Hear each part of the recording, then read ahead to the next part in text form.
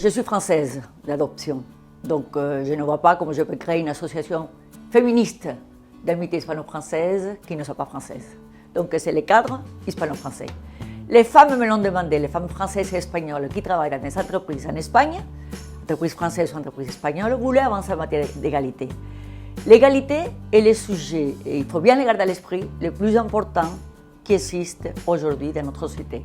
Il est évident que j'étais ravie de cette demande, que j'ai répondu avec énergie, en me mettant au travail, et que notre association, avec toutes ces femmes françaises et espagnoles travaillant ensemble pour l'égalité, est une merveille.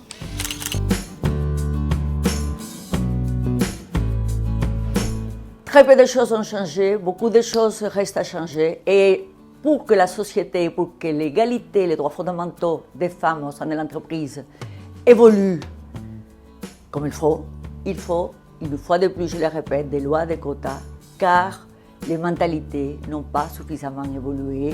Le système patriarcal est très installé dans notre société. Il faut donc, comme la France, avoir des lois de quotas pour qu'il y ait un équilibre, une représentation équilibrée des femmes et des hommes dans les conseils d'administration, dans les comités de décision et à tous les niveaux de l'entreprise. Il faut suivre et vérifier au jour le jour, chaque mois, par un contrôle strict, que ces femmes arrivent à ces postes de direction.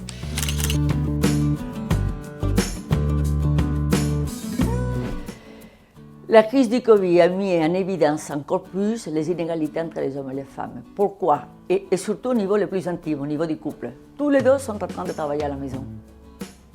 Ce qui était bien pour les femmes, c'est de quitter la maison. Quitter la maison, partir le matin et rentrer le soir, à 8 h du soir, pour le dîner.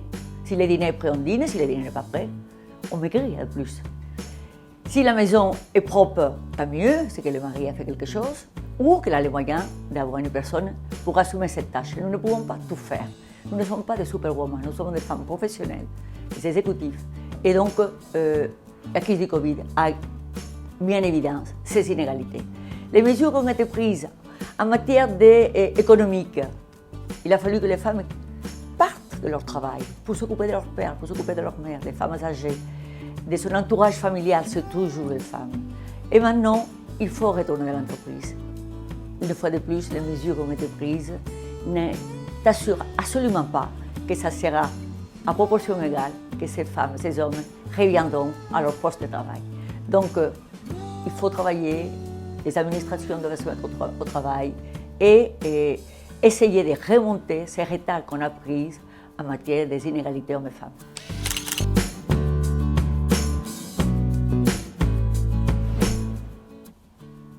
J'ai travaillé en France, je suis rentrée dans le groupe Renault à Paris il y a 40 ans. Et je reconnais que les relations hommes et femmes au sein de l'entreprise, les stéréotypes sont des stéréotypes plus civilisés.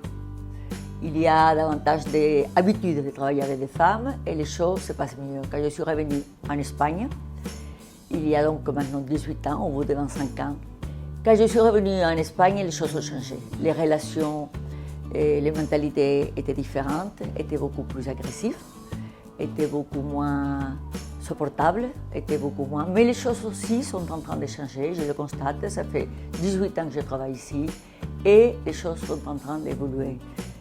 Pour résumer, je préférerais travailler en France, dans les entreprises françaises, mais il est certain que l'Espagne est en train de beaucoup changer et qu'avec de nouvelles lois, comme je vous le disais tout à l'heure, obligatoires, qui obligent les entreprises à respecter cet équilibre hommes-femmes au niveau de toute l'échelle de l'entreprise, les choses changeront de telle façon que ça sera un plaisir de travailler en Espagne ou en France.